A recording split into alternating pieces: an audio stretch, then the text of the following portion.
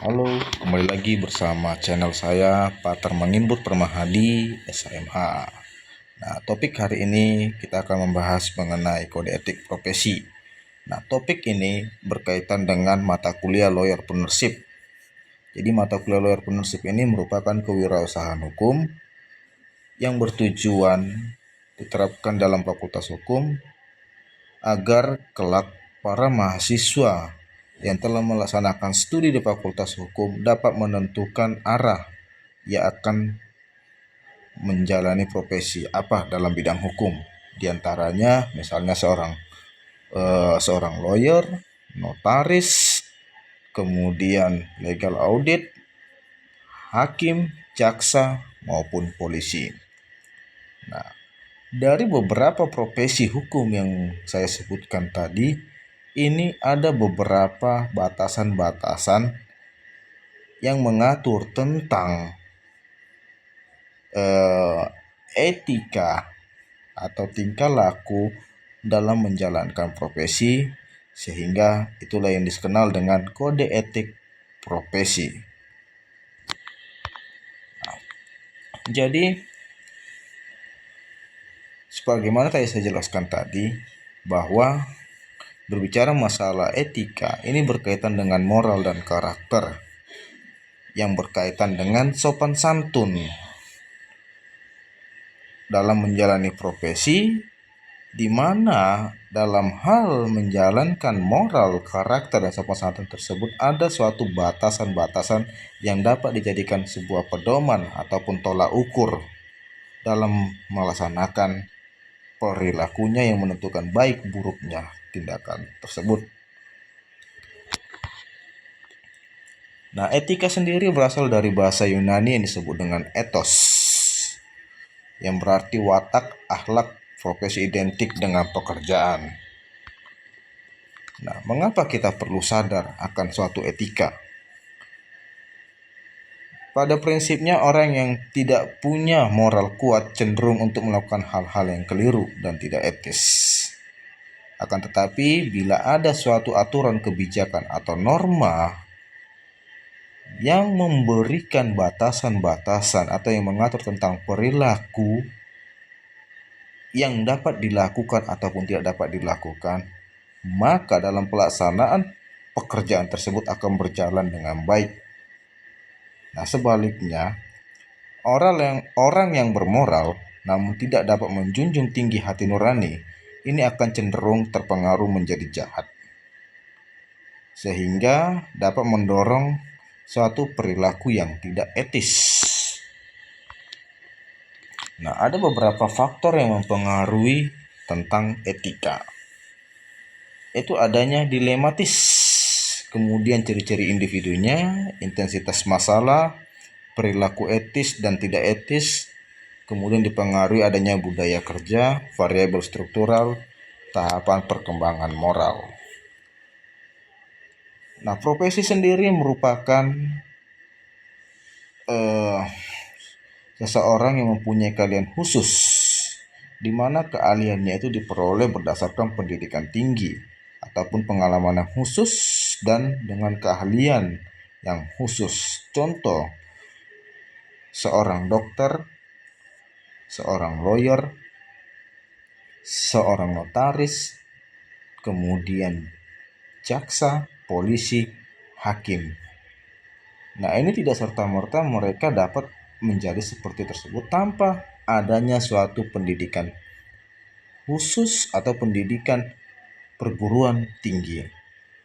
Misalnya seorang dokter, ia akan sebelum menjadi seorang dokter, ia harus menjalani pendidikan di Fakultas Kedokteran, kemudian ia memiliki pengalaman dalam bidang kedokteran dan adanya keahlian yang ia miliki. Begitu juga dengan seorang lawyer, di mana ia harus menyelesaikan terlebih dahulu menjadi seorang sarjana hukum, kemudian mengikuti pelatihan kerja, dalam hal ini adalah pelatihan pendidikan advokat, kemudian ia menjalankan advokat magang, kemudian dilantik, dan selanjutnya ia memiliki pengalaman dalam penyelesaian suatu perkara.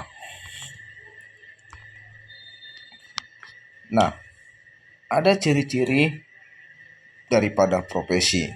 Nah, sebagaimana saya jabarkan tadi bahwa profesi adanya pengetahuan yang khusus. Dalam hal ini adanya keahlian dan keterampilan yang dimiliki berkat pendidikan, pelatihan, dan serta pengalaman yang bertahun-tahun. Nah, kemudian ada kaidah dan standar moral yang sangat tinggi. Kemudian ia mengabdi untuk kepentingan masyarakat. Kemudian ada izin khusus untuk menjalankan suatu profesi.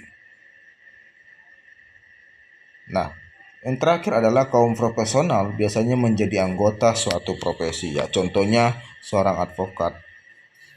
Ya, seorang advokat itu ya kita tahu bahwa dia ada memiliki organisasi tertentu yang merupakan organisasi atau perkumpulan sebagai wadah profesi advokat. Nah, ciri-ciri profesi sendiri, yang pertama adanya pendidikan tinggi, kemudian bekerja berdasarkan perkembangan standar sesuai dengan kemajuan ilmu pengetahuan. Nah, pekerjaan itu dilakukan untuk kepentingan kemanusiaan dan kemasyarakatan.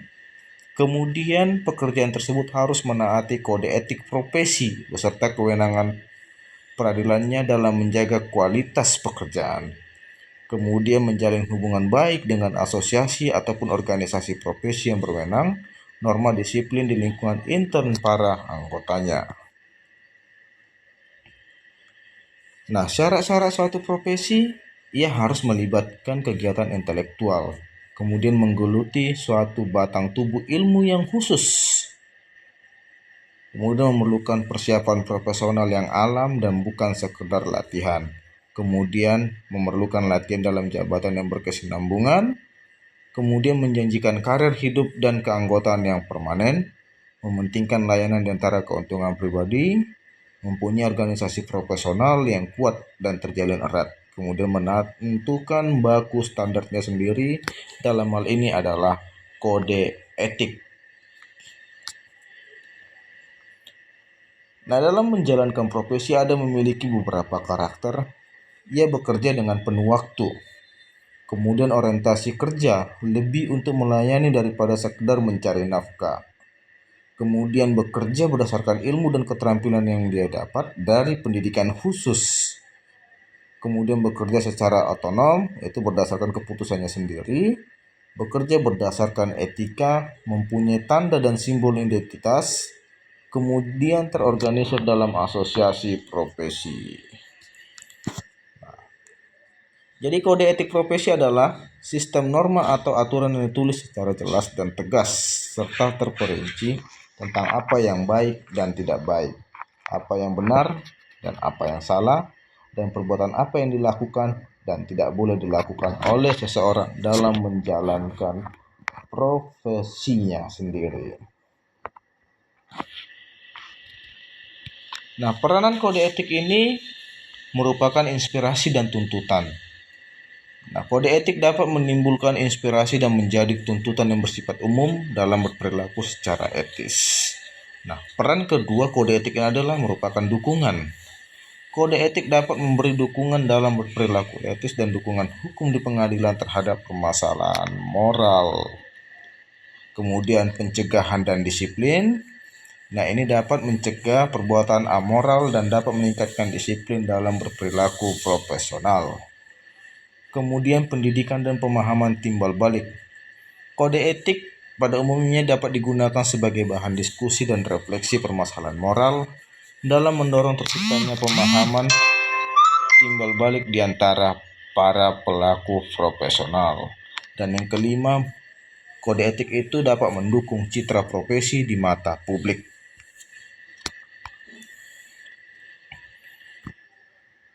Nah, pelanggaran kode etik ini tidak terlepas dari suatu bentuk pelanggaran-pelanggaran yang dilakukan seseorang dalam menjalankan profesi. Ada beberapa penyebab atau yang menyebabkan terjadinya pelanggaran-pelanggaran kode etik. Yang pertama, seseorang itu tidak paham atau tidak mengetahui kode etik. Contohnya, dapat melaporkan teman sejawat sehingga dapat mencoreng nama profesi yang bersifat mengadu domba organisasi. kemudian adanya persaingan kerja. Nah, seseorang yang ingin mendapatkan status sehingga menerima gaji yang tidak sesuai dengan standar. Nah, kemudian lemahnya kinerja organisasi profesi dalam pembinaan anggotanya, atau adanya kurangnya komunikasi yang dilakukan di dalam organisasi profesi. Nah, yang keempat, kurangnya kondusif atau lemahnya peraturan perundang-undangan dan sistem regulasi. Dalam hal ini, di mana regulasi atau peraturan perundang-undangan tersebut saling tumpang tindih. Nah, yang kelima, pekerjaan masih ditempatkan sebagai lahan komersial, bukan sebagai pelayanan profesi. Nah, demikian hal ini saya sampaikan.